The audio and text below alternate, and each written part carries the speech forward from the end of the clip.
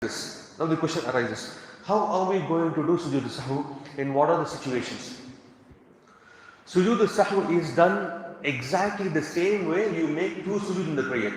You say Allahu Akbar, you make sujud, you say Subhana Rabbil A'la, then you say Allahu Akbar, you come back, then you read the dua in the julus bayna sajdatain, Rabbik firli, then you say Allahu Akbar, go back to sujud again, then you make dua Subhana Rabbil A'la or any dua that you want after that. Then you come back, Allahu Akbar, then you say Assalamu alaikum wa rahmatullah, Assalamu alaikum wa rahmatullah.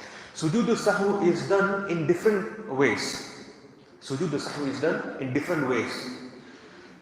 Either it could be done before the salam, either it could be done after the salam. There are situations where you do sujud sahw after salam. Are you able to understand? Sujud sahw after the salam. Now we know that how to make sujud sahw before salam. For example, you are in the last tashahhud. You missed some wajibat or something, you remembered and you're making sujud sahw. How do you do that before salam? At-tahiyatu lillahi wa salawatu wa tayyibat. After this, you send salatu ala nabi sallallahu alayhi wa sallam. What is it? Allahumma salli ala Muhammad. Then you read any dua. Then you make sujud. Allahu Akbar, Allahu Akbar. Then you get up, then you make salam. This is sujud before salam. How are we going to make sujud sahw, the prostration of forgetfulness, after the salam? How are we going to make?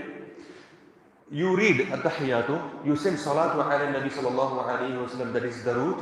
Then you say assalamu alaikum wa rahmatullah, assalamu alaikum wa rahmatullah. Then you make sujud, Allahu Akbar, like the same normal sujud exactly that you do in the prayers.